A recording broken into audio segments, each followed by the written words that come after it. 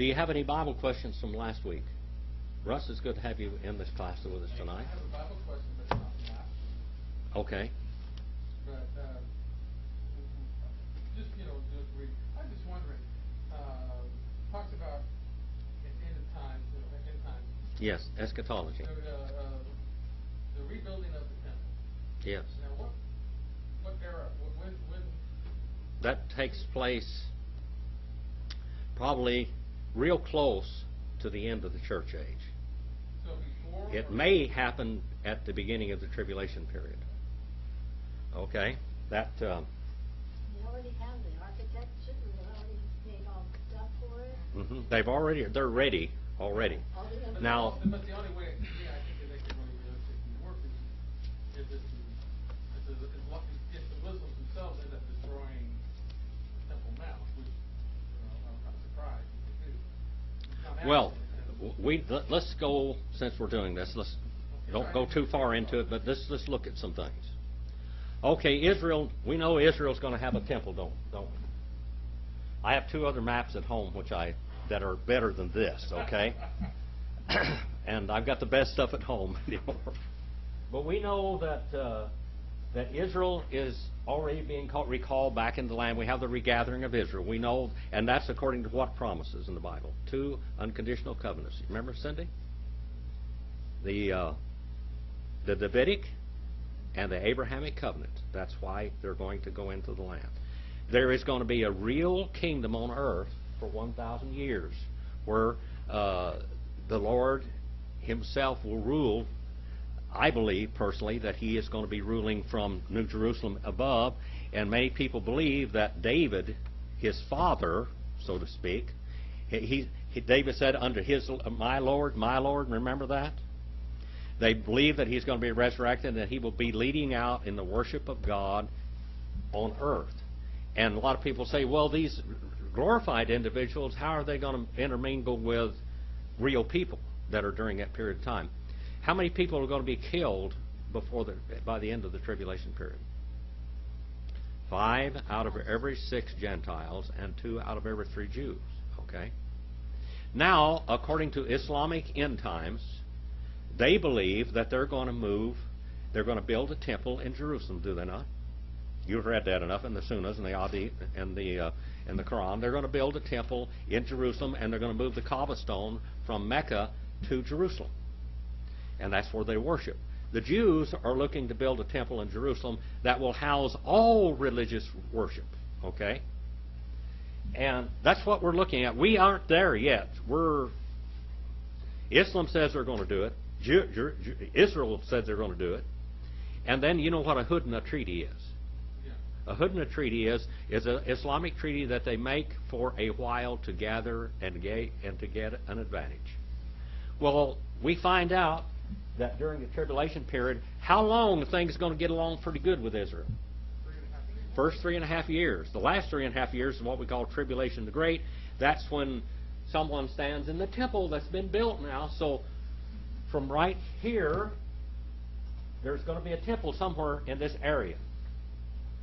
It has to be a temple there when the Antichrist, or the Mahdi, whatever you want to call him. Islam says it's Mahdi, and the Bible says it's the Antichrist. He's going to stand in the temple, right in the temple, and say that he is God, you worship me. All right? Now we know that Muhammad, his name, he shares many of the attributes of the names of God, doesn't he? What does Muhammad mean? The glorious one. Okay? The all forgiving one. The merciful one. All of these things that we talk about. All right? Muhammad shares all of these titles with Jesus. He's going to stand up all of a sudden, and he's going to say that he is God. Now, of course, we've got an Antichrist going to do this, don't we, according to the Bible. But Islam says that the Mahdi is going to do all of this, and he's going to be a reluctant leader. And how old is the Mahdi going to be? 40 years old. How much have you got in that book yet, Cindy? What? The book that life. Oh, you haven't started it yet. Boy, that's an education. That's an education. The Life of Muhammad by Ibn Ishaq. If you want to really learn about Islam, read that book. That's the oldest historical book. It's about 800 and something pages. I can't remember exactly, but I mean it tells it to the nth degree, and it is pro-Islam, but it tells what happened. And what happened is brutal, ruthless, murderous, thieving, and everything else. Well, anyway, in the middle of the tribulation period is when all this is where all basically hell breaks loose on earth. Israel takes off and runs into the desert. Many people think they're going to go to Petra, and God is going to protect them there. Okay? And for that whole 3.5 years, now the Lord is going to use the earthquakes and natural phenomena to protect Israel. Okay? And then at the end of this tribulation period, we're going to have the Battle of Armageddon. Now, there's also another battle. What's that other battle? You remember that one? Gog and Magog. Okay, now some people say that it's here also, but at the end of the 1,000-year reign, there is a battle of Gog and Magog there, where Gog and Magog stand up and defy God once again. And of course, where is Gog and Magog? Turkey. This is Islamic. So all these people still, even the ones that were saved, nobody goes into the millennial reign that is not saved. All of the saved people, there are several resurrections, aren't there? There was a resurrection. This is what we studied yesterday. This question came up. There's a resurrection here when Jesus rose. How many people were raised from the dead? A number of the saints were raised and they came out of the graves. Some people think those people died again. I think that they were glorified and they went to heaven. Some people think all of the Old Testament saints were raised right then. I don't know whether that's true or not, but it possibly could be, but whatever, this is all conjecture. But we know right here, at the end of the church age, there's a resurrection there, isn't there? Isn't there? Resurrection and a rapture. There's going to be a resurrection just before the rapture. Matter of fact, God's going to let those people come up out of their graves and about up there 8 or 10 feet or high, 6 foot high. They're going to translate the other ones. They're going to be rapture. But I believe the living in Christ will see the glory of the resurrection of the dead. It said they will not reap. But it says, do you remember in Greek how much time there is between that resurrection and the rapture? Remember that? One flap of a gnat's wing. How many of you ever had a gnat fly in your ear? It goes bzzz, one flap of a gnat's wing. That's how fast it is. Pretty fast, isn't it? Bzzz. All right. So there's a resurrection here. Some people have the mid-tribulation rapture, which I don't really believe in, but it's possible. It's not impossible. But the end of the week rapture is impossible. Now, at the end of the tribulation period, we have what? We have a resurrection there, don't we? Of who? Of all those that have been killed during the tribulation period. All right? And then all of these live people on earth that are born again, the other ones are going to be killed and thrown into Hades. Now, hell hasn't been really... people aren't in hell yet, are they? When do people go into hell? What resurrection are people resurrected and thrown into hell? The great white throne judgment, okay? So that temple is here it's at least here sometime in the first half of the tribulation period. Is that fair? It's there. Whether it is built during the last of the church age, I don't know. But I know it's there in the first half of the tribulation period. Okay? Does that answer your question? Oh, all right. Let's go on now.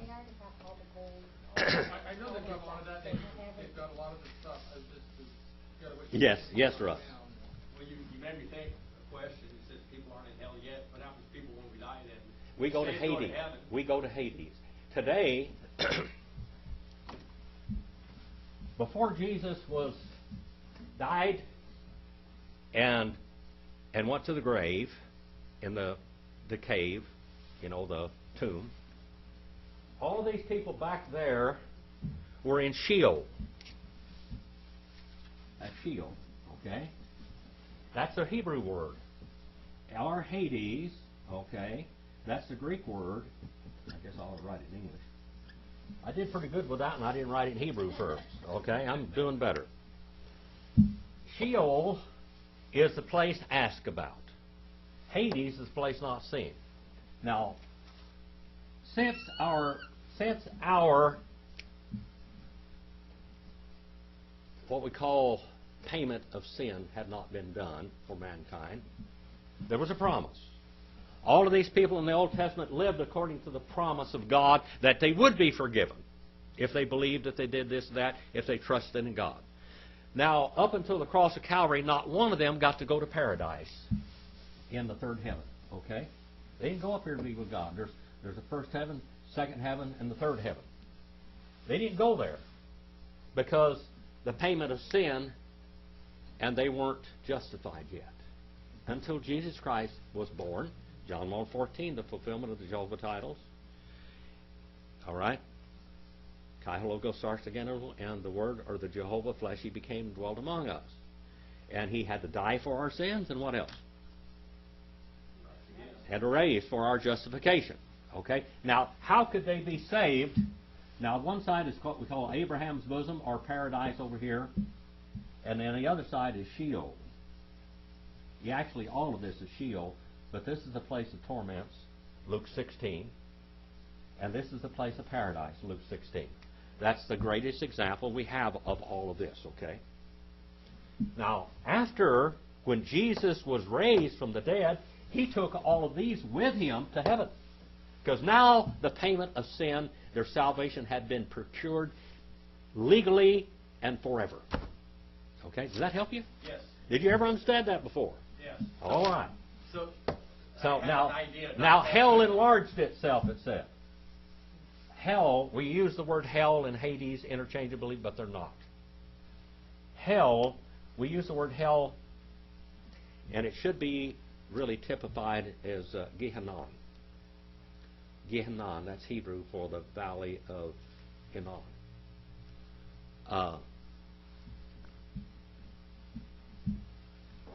Hell was created for the devil and his angels, not for mankind. But mankind chose to sin. Now, the devil, his angels, and all those demon spirits. Now, some of them are in an area in Hades today, or this hell place. Now, nobody is in hell yet, this eternal hell. Why? Why is nobody there yet? There are some demon spirits and angels there. And it's called Abysson, the bottomless pit. But why aren't any people in hell yet? We haven't had the white throne judgment, and not only that, but they're going to be resurrected in unglorified bodies that are eternal and don't die before they're thrown into hell. Right now, they're in Hades, or Sheol. It's not a place of torment yet. It is a place of torment. It is. Okay. Yes.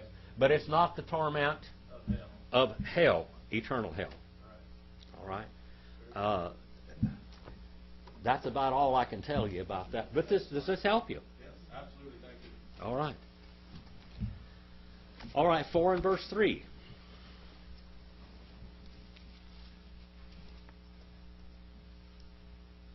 Sharon or Cindy, one of you want to come up here and read 1 and 2 for me in the 4th chapter to get us up to speed where we are? Okay. Okay. These are Amplified Bibles. Now listen to what the Amplified Bible says. It's a little different than your translation. It's a little more juxtaposition with Greek and the Hebrew. First Timothy or second? 2 Timothy 4, 1 and 2. I charge you in the presence of God and of Christ Jesus, who is to judge the living and the dead, and in the light of His coming and His kingdom, herald and preach the word. Keep your sense of urgency. Stand by, at hand and nearby, whether the opportunity seems to be favorable or unfavorable, whether it is convenient or inconvenient, whether it be welcome or unwelcome. You, as a preacher of the word, are to show people in what way their lives are wrong, and convince them, rebuking and correcting, warning, urging, encouraging them, be unflagging and inexhaustible in patience and teaching. All right, thank you. That's a little different than what the translation was in. That's the Amplified Bible. Cindy heard me, we were reading from this. I had people read from this a long time, but actually about 3 years ago I could not read. I couldn't read anything smaller than that because I had arsenic poisoning and it destroyed my eyesight. And I'm still having trouble with it. And I should be wearing my other glasses, which I can see a little better out of. I have to bring these because they are one more power stronger. Now I'm going to have to start reading. I better get them out.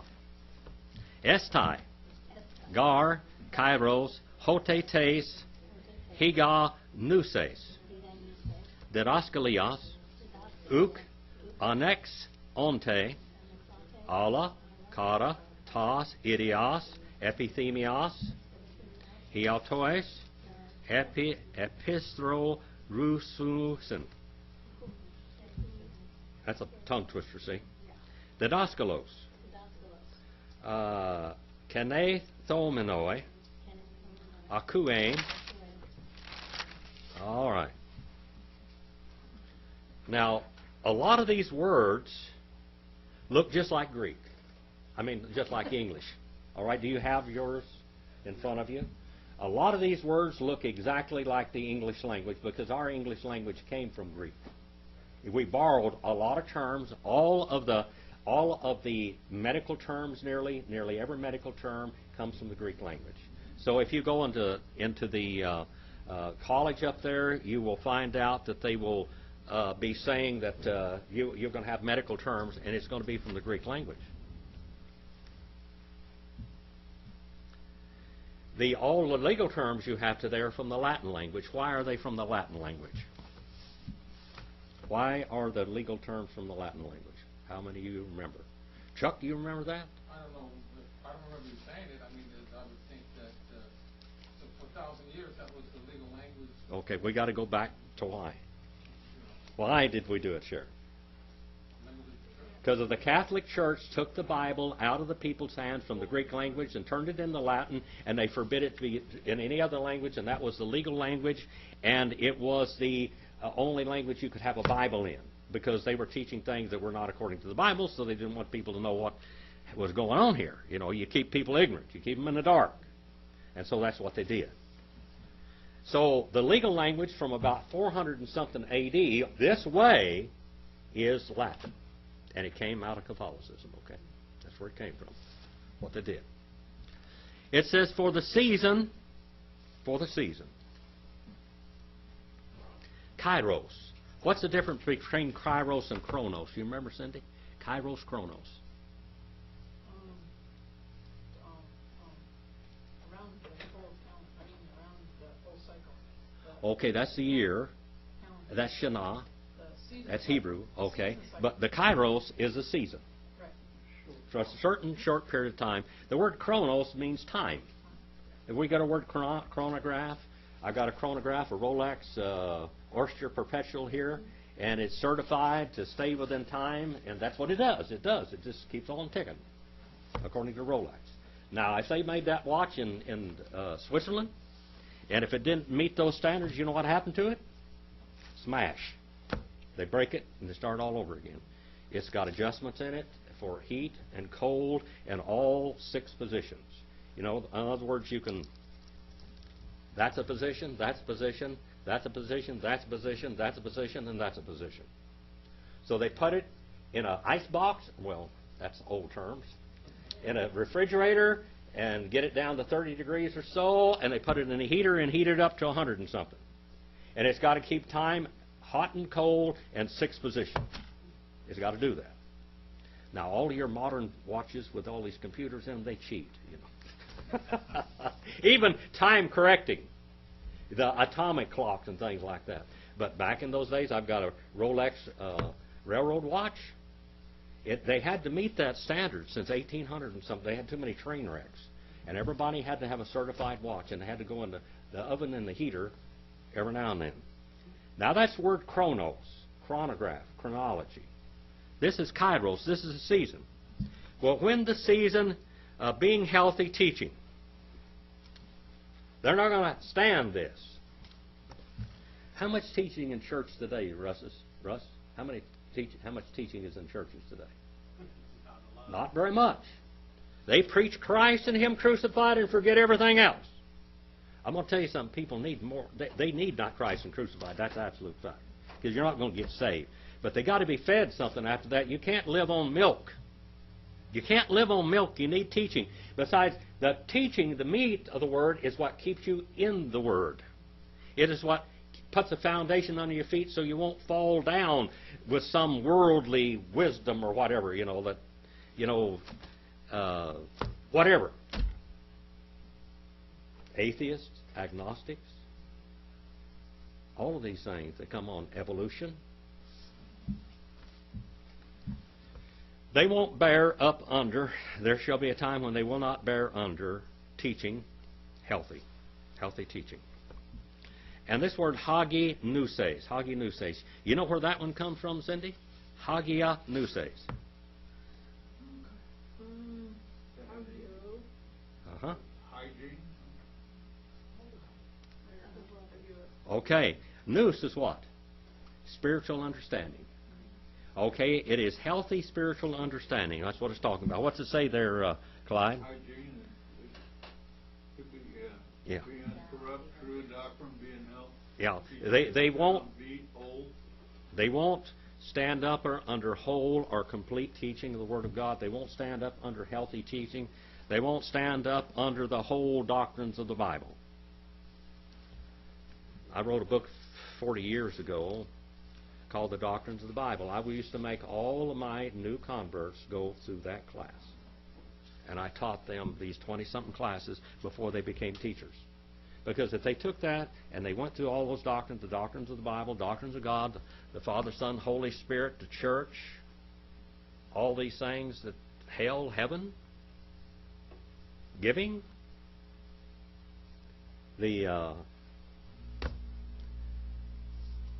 I can't think of the English words.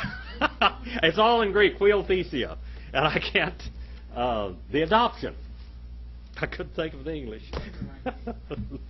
You've got one of them there? All right.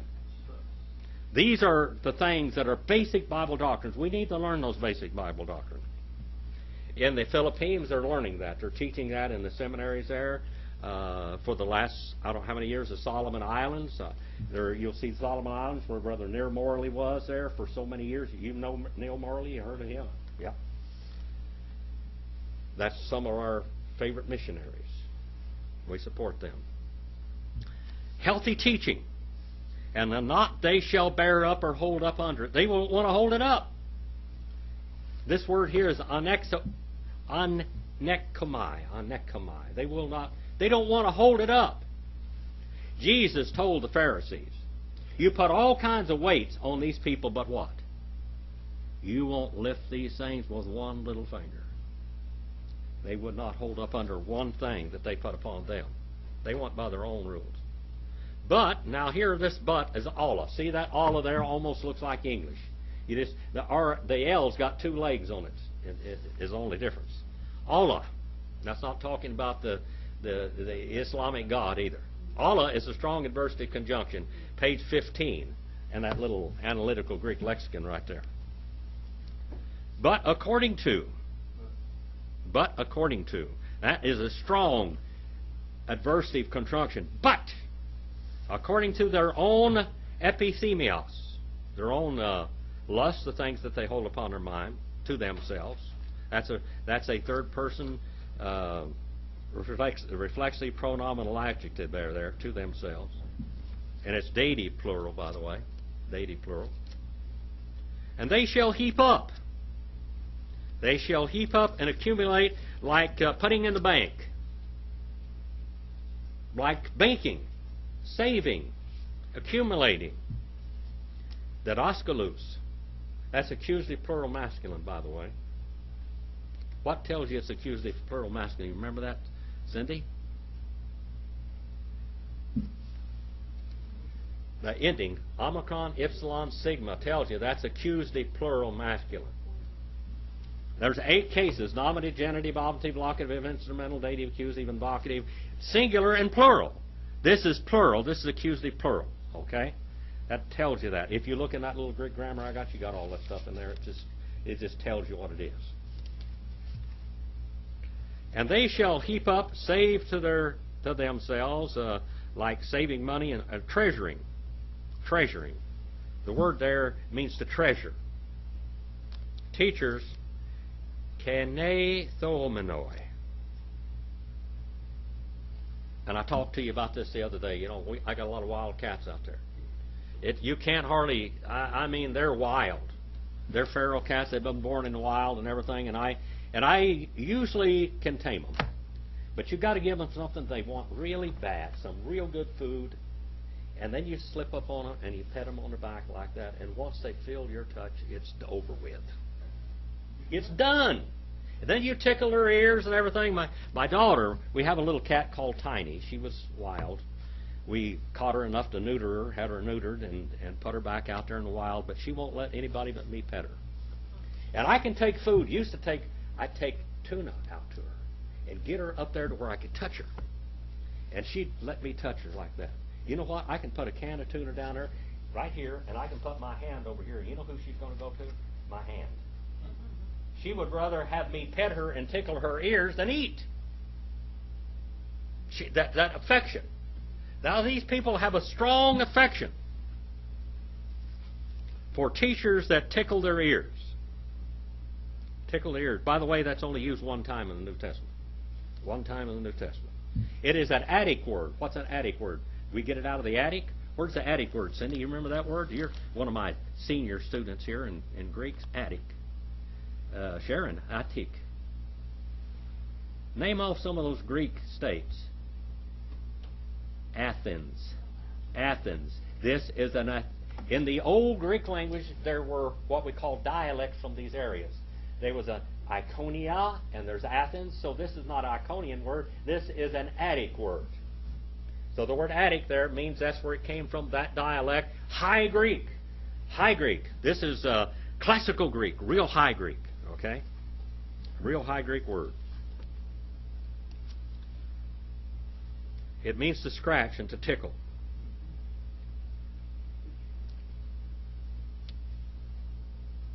You ever get to chicken pox? Twice.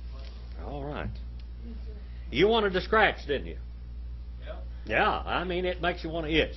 You know what my family did to me? You know, we're heathens, we're Indians, you know. They took me out there. We used to Wattenberger's feed down there on California Avenue. They'd go down there and we'd buy a 100-pound sack of feed, and they'd give us 10 baby white Leghorn baby chickens. And it also, you know, back in Indian territory, they said if you get a kid with a chicken pox, lay him down there in the chicken pen and fly the chickens over him back and forth and back and forth and back and forth, and he'll get over it a little bit. Well, I don't believe a word of it. It didn't work. Didn't work. Well, they said you did get better. And this word here, tickling, soothing, tickling, scratching, it's in the middle voice. What's the middle voice say? For themselves. This is what they delight in. Delighting in humanism. Popular preachers. Let's go on down here a little bit further. 4 and verse 4. We got almost as far as we did last week, Cindy. Kai apo mantes alethios. Okay, let's read that over again. I get going sometimes. I can't slow down. Kai. You can read every bit of that from English, can't you? All right.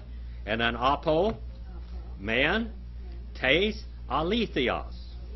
Tain, akuein, apostreps usen, epi de tous mythos, ek tra peisonte. And now it says, and from indeed. That's quite a little phrase. That's what we call an idiom. And from indeed the truth. The truth. Alethios. What does the word alethios mean? No shadows any place. It means back in, well, even in the movies. Have you ever watched the movies? In most of the movie scenes, especially the old cowboys and everything, are there any shadows around those actors? No. Not unless they want one. You go into a Maltese Falcon or something like that, and you'll see these shadows on purpose. But they have lights going from every angle, and I've been in the movies. I'm going to tell you something. It's hot. Some of those lights are 5,000 candle power or 50,000 candle power, some of them. And it's hot. And they're wiping you all off and everything all the time, because sometimes it's in summertime. And they'll take reflectors And they'll shine them from every angle so they get complete. I have a hard time in the movies that I do at home for these classes. I have to get enough light. I mean, go in my house, there's lights everywhere. Because otherwise I'm in a dark shadow. And if I open up the window behind me, you'll see outside and the light outside, and you won't see me. I'll be a ghost in the darkness. No shadow. For indeed of the no shadow of the ear, they shall do an about face. They will do an about face from it. How many of you have been in the army or anything like that? All right. You know what an about face is? That's when you're going like this and you get like that and away you go completely around. That's an about face. They will do about face from the truth. They don't want it. They shall turn away from. But upon myths and magic, lies, legends. You ever hear these preachers get on, they talk nothing but about success stories, make people build them up and everything, like going to a psychological, remember the old Crystal Cathedral, that guy there, he's in, and Joel Osteen and all these people, you know, this is it, just make you feel good. This is a feel-good gospel. Making them feel good. Like going to a session with a psychologist, you know, make you feel better. I'm going to read a little story to you, a short story. One of my cousins is, well, you know, the real Rooster Cogburn, that was my grandfather. And this is his grandson that we're talking about now. They're all wild Indians. I mean, they're wild. Well, they elected my cousin to the as a representative in Oklahoma. They elect him as a senator also. Now, a lot of them were, almost all of them were Indian chiefs, and Homer is also in the Chickasaw Hall of Fame. And it said Snip, that's what they called him, the nickname, but his name was Homer. And he looked just like me. You couldn't tell a picture of me from him. And Haskell, his brother, we all look alike. You see their picture, you don't know who's who. They took a picture of me in the museum back there in Paul's Valley, and they said, where'd you get that picture of Homer or Haskell? That's Homer or Haskell. They said, no, it's not. Yes, it is. Where'd you get that color picture? That's Jim Phillips in California. No. That's Homer or Haskell, one or the other. Well, Homer was getting a reputation for being a young firebrand, but also a force to be contended with. This session, he got bigger fish to fry than the State Highway Commission, which he busted. He was planning to impeach the governor. Now let's look and see what the governor was. Governor Henry S. Johnson was a shy, pious man who spent hours meditating and studying Rosicrucianism and going to seances, dealing in the spirit world. He alienated himself from his own party, not because of his eccentric ways, which they were, but because he ignored the legislature and its treasured patronage system, and making appointments, instead of conferring with them, he consulted a medium. Okay? Well, they exposed him. He had mythology. He didn't want to live in the real world and meeting real problems. His all was total idealism. And so he finally got him impeached. And he said he felt so sorry for the poor guy up there, he said, I'm never going to take any part in doing this ever again. Because it was so bad, they cut him to pieces and finally said that he is debunked. He is not worthy to hold the office of governor. He isn't all there. They got rid of him. Because he was holding on to mythology and mythological things. Ben Bogard said, you ever heard of that term? Benjamin Marcus Bogard. Benjamin Marcus Bogard said one time, a lie can get 100 miles before the truth can get his boots on. And you'll find out that that's very, very true. And that's what it's talking about here.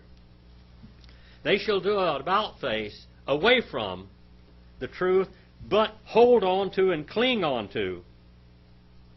They shall turn out of the way to myths. Myths. And what else? Teachers tickling their ears. 4 and verse 5. See, day looks almost like it's English, doesn't it?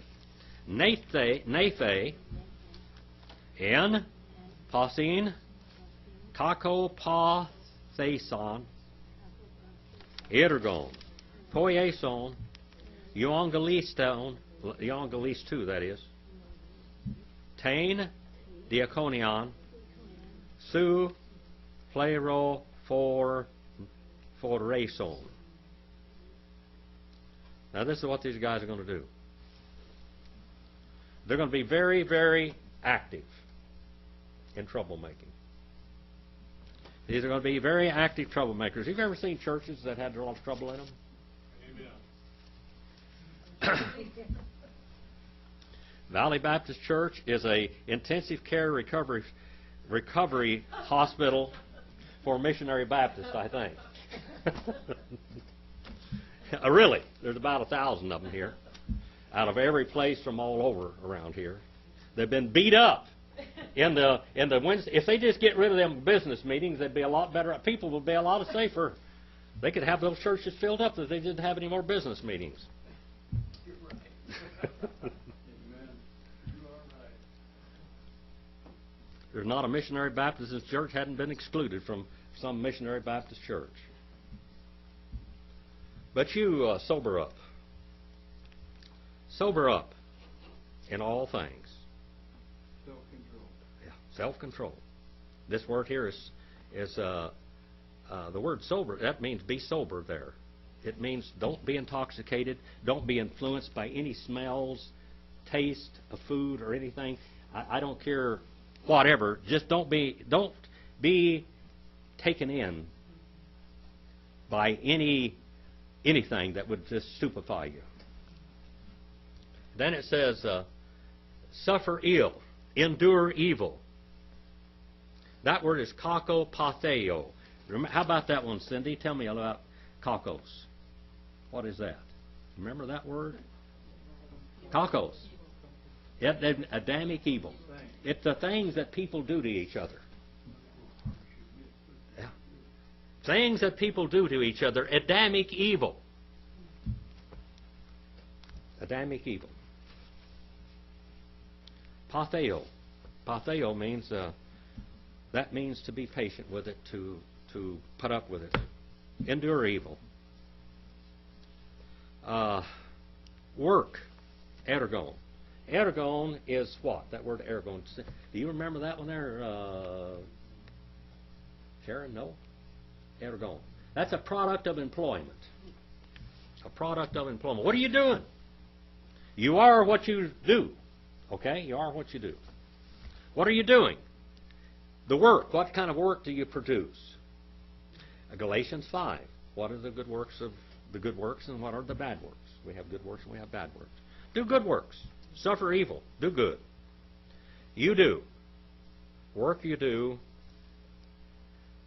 That word there is second person singular, first aorist, imperative active. You do this. Make things rhyme. That word there, we get a word poem from that poem. A poem from that word. What do you do with a poem?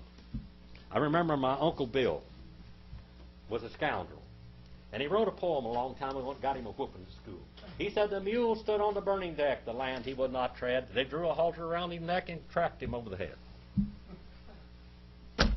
He borrowed a little here and borrowed a little bit there, and they said, this isn't what it is, Bill. Wham, wham, wham. You know?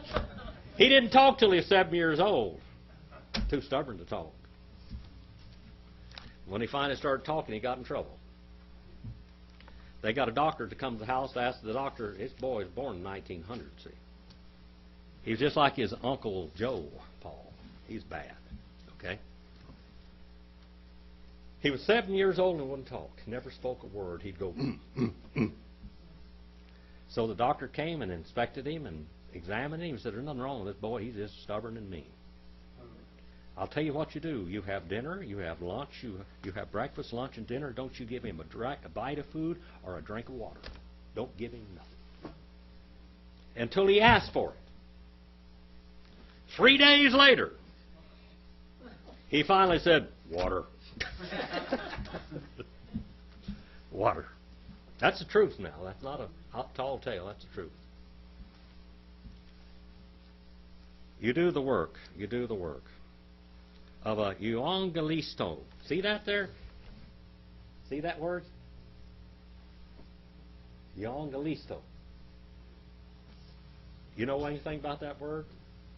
Evangelina? You know anything about that word? That's your name right there, isn't it? Evangelist. What does evangelist mean?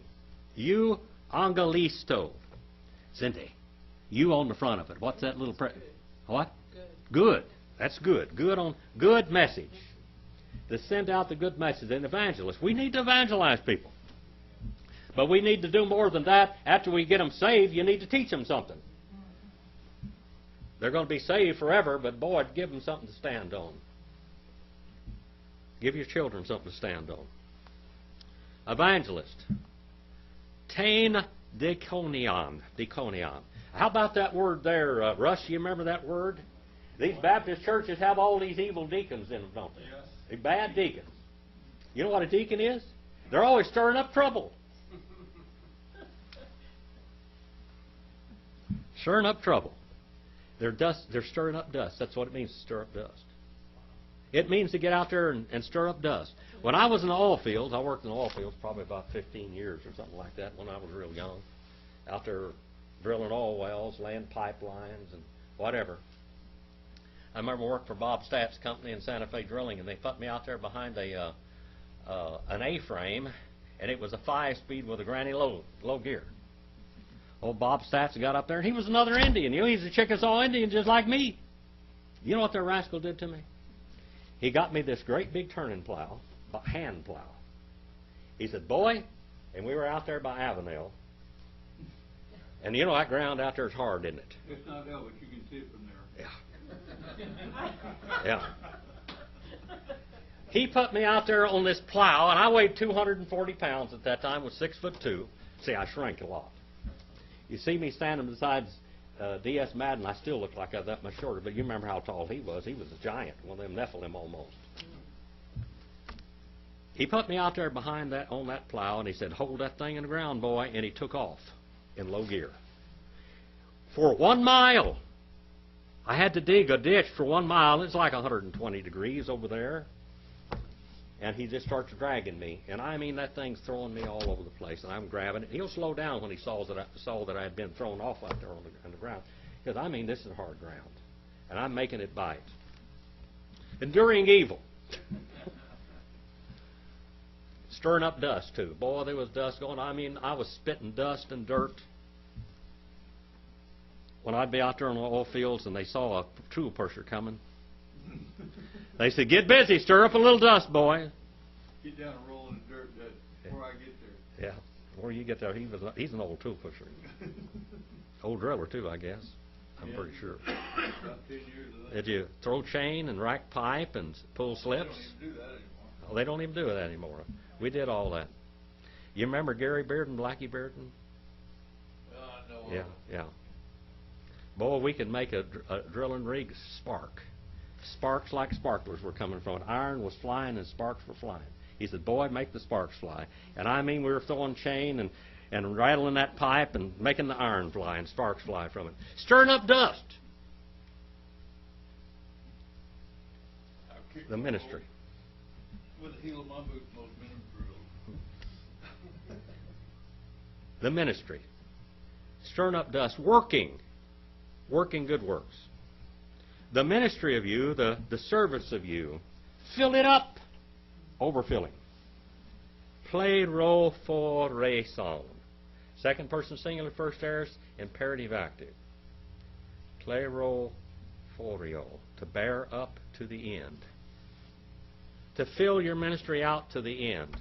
Go across the finish line running. Run across the finish line. Run. Don't slow down. Just keep on running. Put your head down and run. 4 and verse 6. Ego, gar, ade, apendomai, kai, ho kairos, tes ana lysios, mu ephes taken. This is a... Paul is saying, writing this and saying this with his eyes full of tears. He's dying.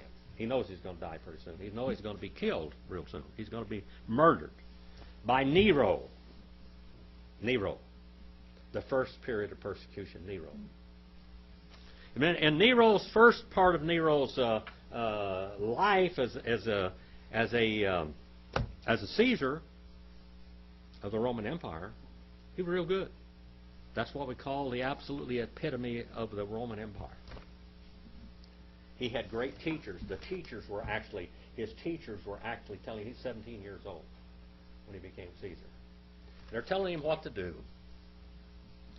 By the time he took over, he started thrashing everything. Those men were great philosophers and great economists and everything. Everything was going along real good in the beginning during that period of time, and all of a sudden when the boy takes over, he devaluates the coin, what we call fiat. You know what fiat is? Cindy, what's fiat? Fiat. It is a fiat is an order to devaluate the coin. You know, if you got a quarter in your pocket, just pull it out. Is it silver? It used to be a quarter of $1 worth of silver. A dollar was how much silver? Approximately 1 ounce of silver at one time. And all of our dollars were, at one time, there were gold certificates, and then they were silver certificates. Until what president? Reserve note. Which one? Which one? Which one did us in? Roosevelt. No. Roosevelt still had the gold certificate. And then the silver certificate, absolutely. Who was the guy that cut our throats? No. Nixon fought the system. They got rid of him. Huh? Not John Kennedy. John Kennedy tried to hold on to the silver standard. What did they do to him? Who did it then? Lyndon Johnson. That's where you got your fiat money. Nero gave them fiat money. It wasn't worth anything. Finally, we get all the way down to Diocletian, and then we get down to Constantine, and they start making great big 1 pound blocks of gold as a gold standard. They still had silver coins. They started printing silver coins, but they had 1 gold. And they said that he was placating to the rich only because nobody but the rich could have a pound of gold. But that was a gold standard. And it lasted for 1,000 years. They went back. Now, if we had a little bit of sense here with all this stuff, of course now we don't believe. You know, John Maynard Keynes. You know who John Maynard Keynes was? Cindy does. We live under the Keynes system of economics, don't we? That's the Federal Reserve System. See, I used to teach Western civilization economics and all this kind of baloney, see. And John Maynard Keynes said that gold and silver was Stone Age. Stone Age economics. We can make money worth whatever it was. It'll be worth what we say it is tomorrow, the next day, or whatever, and we can change it without them ever knowing it. Sounds like a Bitcoin. That's fiat. Okay? That's false money. For I already am poured out as a drink offering. You know, when Jesus, when they poured out the drink offering that time in the feast, they poured out this drink offering, and he said what? Come unto me, ye that are thirsty and heavy laden, and I will give you rest and drink. When they poured out the drink offering. He said, I'm about to be poured out like a drink offering. And the season, this word season now, this is a short period of time, not chronos. And the season of my departure. It's just about time. It's about midnight for me, he said. It's about midnight, and we're in winter, and it's about midnight. There used to be an old horse called 2 minutes to midnight. And one named 5 minutes to midnight. Nobody could ride those horses. They couldn't be ridden. When you got on them, it's midnight, people. It's time. I had one of my Paul cousins named George Paul. He rode more bulls that couldn't be rode than anybody in the history of bull riding. He is the greatest champion of bull rider. There's a stadium in Texas called the George Paul Memorial Stadium. He rode 70-something bulls in a row that couldn't be rode. Nobody else could ride, and was never thrown off of them. He got killed half of the year, the rodeo year, and he got killed flying an airplane to a rodeo, and he still won the world champion bull rider that year, and he only did half of it. You can go on Google and look up George Paul, the bull rider. That's my cousin. For already I am poured out, and the kairos and the season of the departure, analesios. What's that say there, Sharon? Analesios. Look at that word, analesios. Cindy, are you looking at that? You're the senior students here tonight. How about it, Cindy? Ana. Ana means up. Lesios. That means to uploose. The uploose, he's going to be uploosed from the earth. He's going to be taken away, uploosed. The uploosing of me, it has arrived. The time for my departure has arrived. I'm looking death in the face, and I'm not afraid of it, he said. Looking death in the face, and I'm not afraid. We need to do that. Where are you going to go when you die? Yeah, that's right. You know that for sure, don't you? Because of why? Because of Jesus. Because of Jesus. The departure of the saved is glory. Amen. It's no more harmful to death, and is no more harmful to a saved person than a Sunday afternoon nap. Amen. Nothing. I was dying here a while back after my class, wasn't I, Sharon? My heart went out of rhythm, and I thought I was going to die. We just sat there and talked about the Bible. She said, let me call 911. I said, no. I said, don't do that unless I go out. If I go out, you can do that. We sat there for about 45 minutes. And you know what? I thought I was getting ready to graduate. I thought I was. I remember Brother Canterman, Martin Canterman. He'd come into he'd have a heart attack. His heart would go into arrhythmia like mine does. And they put him in the hospital, and he'd be there intensive care. They'd shock him, do all kinds of stuff. Yep.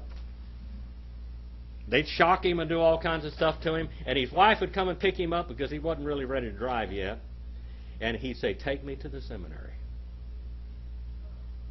He'd go right to the seminary and walk into that seminary room, or she'd wheel him in there.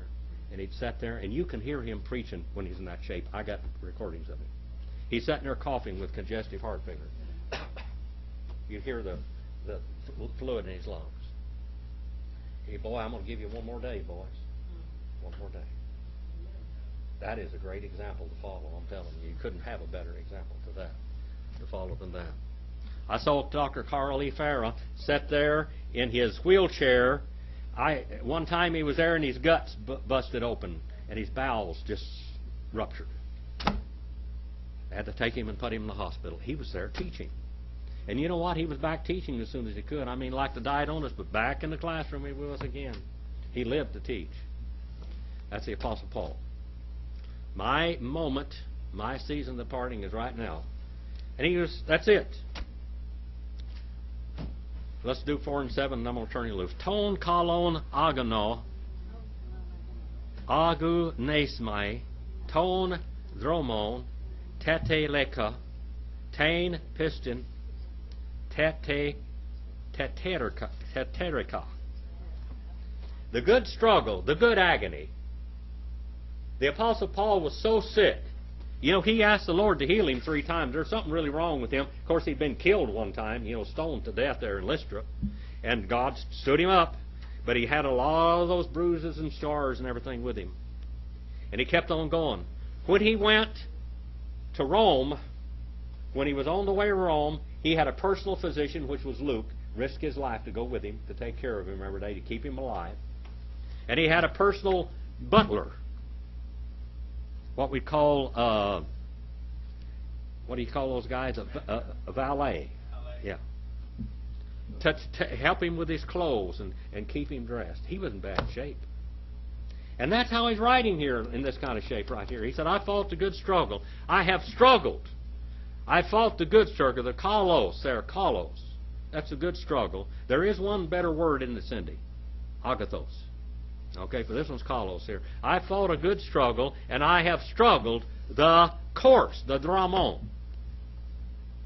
I have completed. I have finished. That's the word terminal island. Terminal island, that's the end of it, isn't it? I have finished the whole race. The faith, look at that. Jude 3, the faith. Contend for the faith that was once and for all delivered unto the saints. The faith I have kept. First person singular, perfect indicative active. So we went from 4, 3, 2, 7. Do you have any questions on interrogatio? Oratio? Yes. No? I was going back to that drink offering. That was Yes. something I was kind of curious about. The drink offering. He said, I'm poured out. Yeah. They would pour out a drink offering. They would pour this drink offering out. And Jesus, when they poured out the drink offering in that feast, he said, come unto me, ye that thirst, Right. ye that are heavy laden. As it was pouring out, he said, I am the water of life. I'm the true water of life. The water that followed, the rock that followed Israel in the wilderness that gave them water to drink, I am that rock. And he was the rock of Israel. Matthew 16, 18, he said, you're Petros, a little stone, but upon this gigantic Petra, foundational rock, I shall be building the church of me, or I shall keep on building the church of me, and the gates of hell shall not be able to wrestle her down. So they used like That's 1 quart of wine for each lamb they sacrificed? And then it became the blood of Christ on the cross. Yes.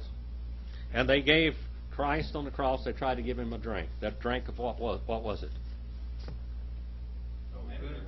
What was Well, it? it was a wine. It was, what was it? Wine and opium. Wine and opium. What was one of the gifts that they brought from Jacob to Joseph in Egypt? What was one of the gifts? One of the most valuable gifts? Opium. Opium was a very strong medicine. It was a medicine of kings.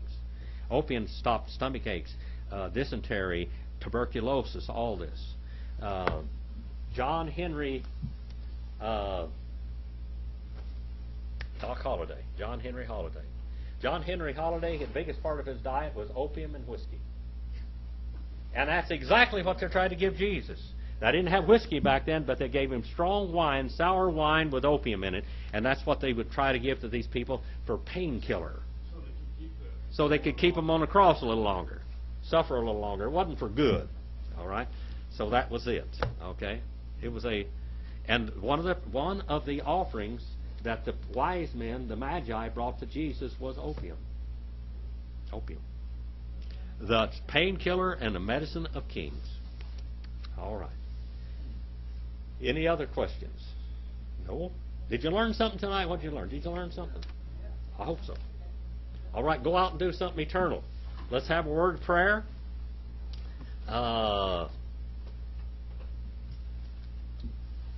Chuck, you want to dismiss us in prayer, please, brother? Heavenly Father, thank